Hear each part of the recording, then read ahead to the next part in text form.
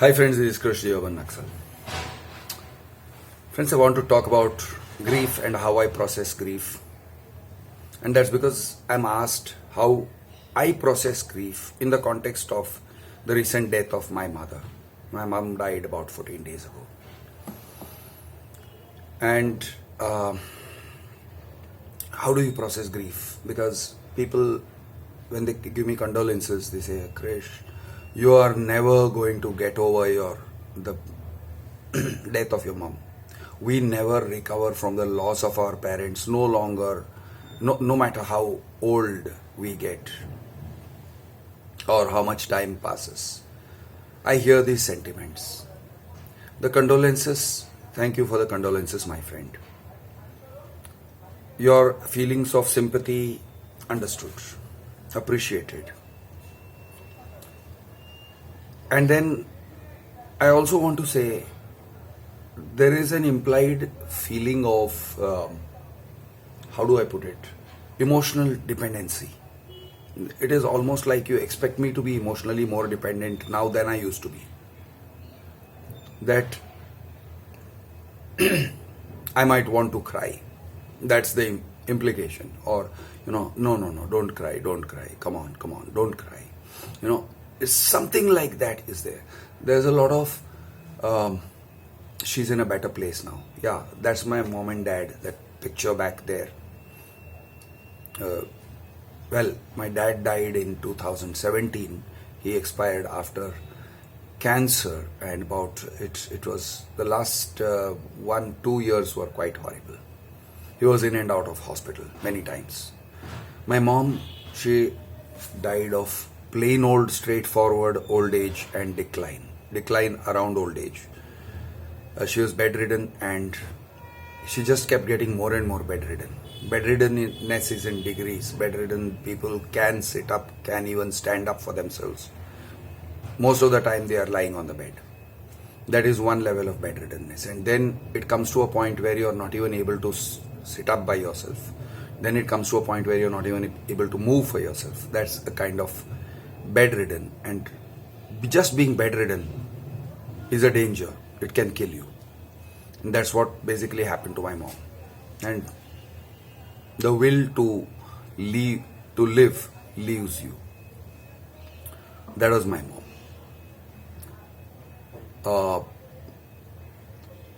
Grief. I'm an atheist. So I genuinely believe it. It's not like a philosophy. Oh, you are following atheism as a philosophy. It's a very fashionable philosophy. Nowadays it is fashionable to reject Hinduism. No, fuck you. No, that's not how it is. That's not how it is.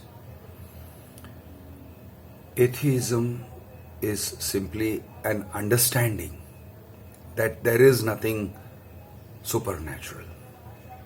No ghosts, no miracles, nothing that intervenes between you and the world. Nothing special. So first thing is you get to understand that you're not really special. There's nothing special about any one of us. The world creates this phenomenon called birth and death. It's a phenomenon that is created in this world, the world we see. Like bubbles arise and bubbles pop after some time. You just start the tap water, bubbles will arise. And then bubbles will pop and bubbles will disappear. Or you start the tap water in your sink, drops and droplets will arise. The water splashes around, drops will arise, drops will happen. They have a lifespan. Some of them have a lifespan of half a second. Some of them have a lifespan of 2 seconds. Some of them have a lifespan of maybe 20 seconds if they are in the right place. That's how we are. We are bubbles. Or we are waves. We are waves in the ocean. The ocean gives rise to waves. Why? Physical facts. It's not like this wave had a good karma and therefore it is born as a big wave. So, no, none of that. It's just the ocean and the action of the ocean, the wind, an earthquake somewhere, or just the movements of the ocean, the tidal movements of the ocean, all those things, the nature of water itself gives rise to waves and various other phenomena. And well, the waves have a lifespan. They start out some distance from the shore. They grow big as they come closer to the shore. They rise higher, and then they are going to crash onto the beach. And inevitably, that wave will end. So it is for all of us. So it is for you. So it is for me. So it is for my mom. And once the wave crashes, there's nothing remaining there. There's nothing. Nothing remains. No soul. The wave does not have a soul, nor do we. The bubble that bursts does not have a soul or something to go to, or something that continues. No karma. One bubble destroyed another. Oh, now the other bubble has to get up and destroy the first one. फिर हिसाब किताब बराबर होगा. The karmic accounting, books of account. No such thing. There'll be a miracle. The wave starts praying to the heavens. I'm bigger than the other waves. I'm better than the other waves. I'm a saint among waves. Bullshit. It'll kill you all the same. You are born, you will die. The moment you were born, you carried within you the seeds of your own death.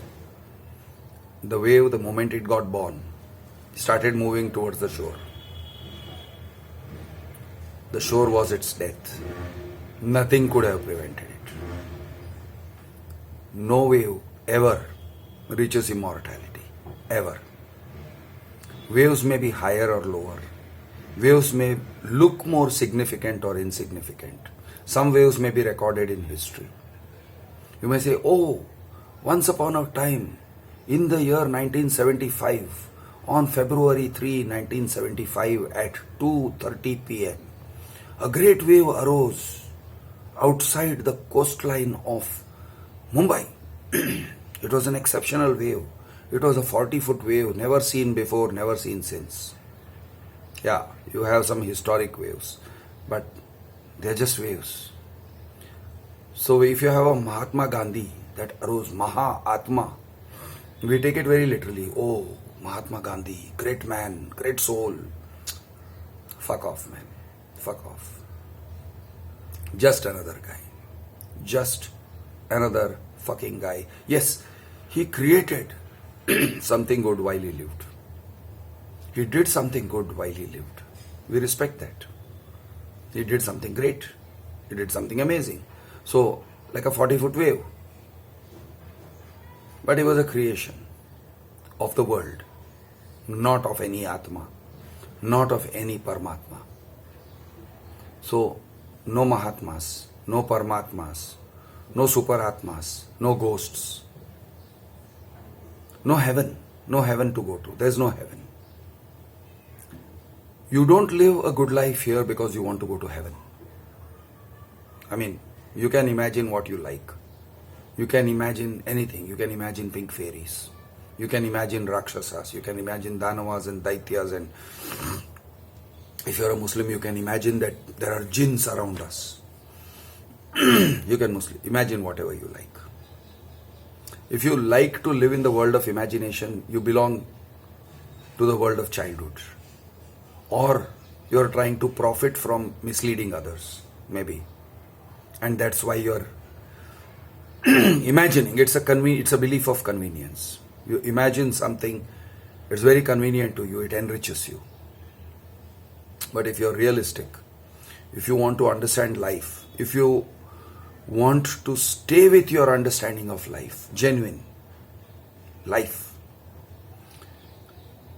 if you don't want to play games with your own mind, then I think you are forced to come down to this. There is nothing but the world. The world exists. The world with all its worldliness and its worldly rules exists. The natural world, which you can understand with physics, chemistry, biology. But hey Krish, how can you understand the death of a human being? The death of a near and dear one. Okay, so let's talk about that. First of all, when you stop implying any kind of specialness about yourself or other people, people try to say things like, oh, he was a pure soul. He was very generous. Nobody has a bad thing to say about him. No, man, that's not how it is. That's not how it is. Everybody is human. Every single person is human. He has a certain amount of meanness. He has a certain amount of goodness. He has a certain amount of chindiness. He has a certain amount of maybe nobility. He can be noble. Humans have the capability to be noble. In short, if he was a man, he has a dick and he has an asshole. And he will do everything that a human being with a dick and an asshole would do. And if she's a woman, well, she has boobs, she has breasts, she has a vagina, she has an asshole. And she'll do everything that a human can be expected to do with those things. And of course, she has a brain and a heart. Just because she is your mother doesn't change any of that. Doesn't change a thing. Humans, all of us, are basically the same. We like to think, oh, my mom was special. No, my mom was selfless. Nobody is selfless. Nobody is selfless. People can be noble. People can be exceptionally noble. Yes, they can be. In some periods of my life, I experienced that my mom was exceptionally courageous and had some great marks of nobility as well. She displayed some great marks of nobility and some great acts of selflessness, true selflessness, when she transcended herself. When she became, those parts of her became a role model for me. She did things in ways that became a role model for me. She guided me. She became something I could follow, something I could emulate, not follow, emulate. But then she was human. Humans are a little crazy always. All humans are crazy. Mom was possibly a little more crazy than some of us. She saw things, imaginary things. She believed imaginary things. She did things which are not in her own best interest. She said things which were not in her own best interest. She spoiled relationships. She built good relationships. And then she broke them. She broke those relationships. She smashed those relationships and left a very bitter taste in the mouth. My dad and she had a very resilient relationship. I could argue that my dad put up with a lot of abuse in their relationship. But that would be kind of selling it cheaply, because they had a kind of love which I cannot easily say relationship abuse, and I can't easily say that. It's a bit more deep. It's beyond my judgment. That was their relationship. My dad was intellectual, very intellectual, deeply intellectual. In some ways, my dad was saintly. Saintly doesn't mean he's not human. Saintly means he's human, but he had qualities which you might associate with a saint. He had the patience of a saint. He was Very patient. He was very patient with my mother. He was very patient with me. I'm also a slightly crazy human being. I'm difficult to be with. I'm kind of difficult to be with. You may think, hey Krish, you are such a nice guy. No, in the personal domain, I'm not necessarily a nice guy. For people who are living right with me, I am not necessarily the nicest guy. And I'm aware of that. And I think maybe you can sense it. There is an element of aggression. There is a strong element of being aggressive, of being opinionated, of being defensive that I have. So, coming back, we are human. We are all human. We display all the characteristics of humanness, and we should not put anyone on a pedestal. We should not say, oh, my mom, the world will never be the same again. Death of an era. She has left the world empty. Nobody leaves the world empty. Nobody. The world is complete. It is complete with you. It is complete without you. It is complete with or without the presence of any human being or any number of human beings or any animal or any number of animals. It is complete. The world is complete within itself. It has seen extinctions. It has seen mass extinctions of 99.999% of all the species that ever lived. It has seen gradual extinctions and mass extinctions of entire species. 99.99999% of all the species that ever lived on earth have disappeared from the earth, have been extincted, have gone extinct. So, you are only an individual, I am only an individual. We are not special. And when we die, what happens when we die? Oh, what is this place we go to when we die? Krish, is there life after death? Isn't there life after death? There's so many people have made videos. Just check it out. There are so many videos, near-death experiences. I saw this great light and I wanted to go near the great light. And then suddenly, a gentle face in that great light said, no, your time has not come. Go back to your body. And then I found that I was being revived by the surgeons and I found that I was in a hall. There are these near-death experiences that people speak of.